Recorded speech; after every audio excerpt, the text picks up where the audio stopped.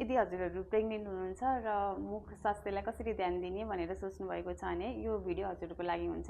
कति धेरै प्रेग्नेन्ट वुमेनहरूले के भन्नुहुन्छ अथवा मलाई कति धेरैले फोटो पनि पठाइरहनु भएको छ, डाक्टर साहब मेरो दाँत यसरी सुनिएको छ के गर्ने भनेर। त्यस्तो प्रेग्नेन्सीमा चाहिँ धेरै जस्तो हाम्रो गिजाको प्रब्लम देखिन्छ, जसलाई चाहिँ हामीले पायोजेनिक ब्रेनमा भन्छौँ, जुनमा चाहिँ गिजाहरू सुनिँदै जाने अथवा गिजाको इन्फेक्सन हुने त्यस्तो प्रब्लम देखिन्छ। अब पहिलाको के मिथ छ भने चाहिँ प्रेग्नेन्सी र डेलिभरी भइसकेपछि चाहिँ हामीले चाहिँ दाँत ब्रस गर्नु हुँदैन, ब्रस गर्यो भने दाँत कमजोर हुन्छ, दाँत हल्लिन्छ भनेर यस्तो चाहिँ धेरै पेसेन्टहरूले अथवा धेरै मानिसहरूले हामीलाई भनेको सुनिन्छ। तर तपाईँले त्यस्तो गर्नुभयो भने चाहिँ झन् तपाईँको मुख स्वास्थ्य बिग्रिँदै जाने त्यस्तो समस्या हुन्छ।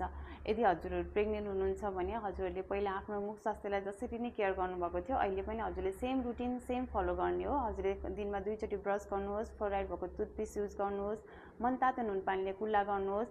अनि यदि हजुरहरूलाई एकदमै धेरै भमिटिङ हुन्छ भने भमिटिङ हुने बित्तिकै हजुरले ब्रस नगर्नुहोस्। ब्रस गर्नुभयो भने हाम्रो दाँतमा एसिडिक धेरै भएको कारणले गर्दा हजुरले हाम्रो इनामेलहरू खिने अथवा हाम्रो दाँतहरू बढी सेन्सिटिभ हुने त्यस्तो प्रब्लम हुन्छ। अनि हजुरहरूलाई